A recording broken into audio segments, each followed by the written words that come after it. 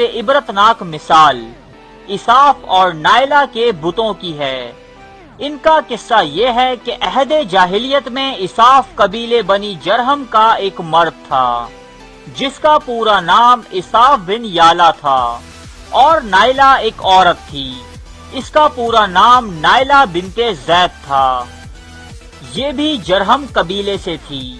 قبیلہ جرہم وہ قبیلہ تھا کہ جو سب سے پہلے مکہ میں آ کر آباد ہوا، سو یہ قبیلہ بیت اللہ شریف کے اطراف میں ہی رہا کرتا تھا، لیکن بعد میں شکست خوردہ ہو کر یہ یمن میں جا بسا۔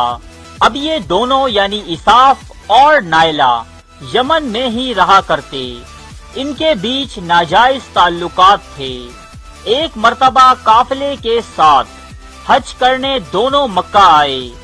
اس اثنا میں کعبہ میں داخل ہوئے کہ وہاں اور کوئی آدمی موجود نہ تھا۔ اس تنہائی سے فائدہ اٹھاتے ہوئے ان دونوں نے خانہ خدا میں بدفعلی کا ارتکاب کیا۔ ان دونوں پر اسی وقت اللہ کا عذاب نازل ہوا اور وہ دونوں پتھر کے بن گئے۔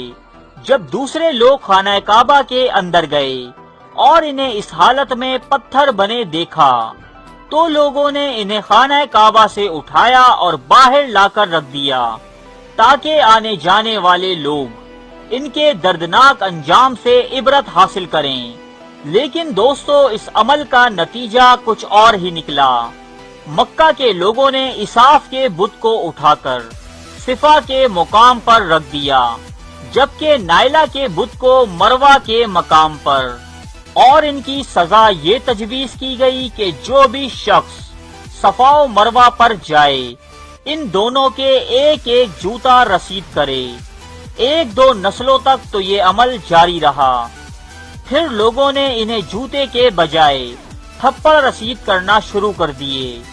کچھ نسلوں بعد لوگ انہیں صرف ہاتھ لگایا کرتے، یعنی رفتہ رفتہ لوگوں نے ان سے عبرت حاصل کرنا کم اور انہیں پوجنا زیادہ شروع کر دیا، یہاں تک کہ حضور علیہ الصلوۃ والسلام کے دور تک یہ دونوں بت مکے کے بڑے بتوں میں شمار کیے جاتے۔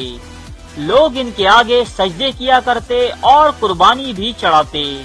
جب حضور علیہ الصلوۃ والسلام کی آمد کے بعد یہ بت توڑ دیے گئے تو تب مسلمانوں کے دلوں میں یہ سوال کھٹکنے لگا کہ صفا اور مروہ کے درمیان سعی حج کے اصل مناسک میں سے ہے یا یہ محض مشرکانہ دور کی ایجاد ہے۔ چنانچہ اس آیت کے ذریعے اللہ تعالیٰ نے مسلمانوں کی اس غلط فہمی کو دور کر کے صحیح بات کی رہنمائی فرما دی۔ ترجمہ: بے شک صفا اور مروہ اللہ کی نشانیوں میں سے ہیں، پس جو کعبہ کا حج یا عمرہ کرے تو اس پر کوئی گناہ نہیں کہ ان کے درمیان طواف کرے، اور جو کوئی اپنی خوشی سے نیکی کرے تو بے شک اللہ قدردان جاننے والا ہے۔ لہذا آج ہر مسلمان جو حج یا عمرے کی سعادت حاصل کرتا ہے وہ صفا اور مروہ کے درمیان 7 مرتبہ طواف کرتا ہے، جو کہ مناسک حج میں شامل ہیں۔ دوستو، اس کے علاوہ بھی تاریخ میں ایسے واقعات کی کمی نہیں کہ جو لوگ بیت اللہ شریف کی بے حرمتی میں ملوث ہوئے وہ رہتی دنیا تک عبرت کا نشان بن گئے۔ اللہ پاک ہم سب کو نیک راہوں پر چلنے کی توفیق عطا فرمائے، آمین۔ آنے والی ویڈیوز کو دیکھنے کے لیے چینل سبسکرائب کر کے بیل کا بٹن دبائیں۔ شکریہ۔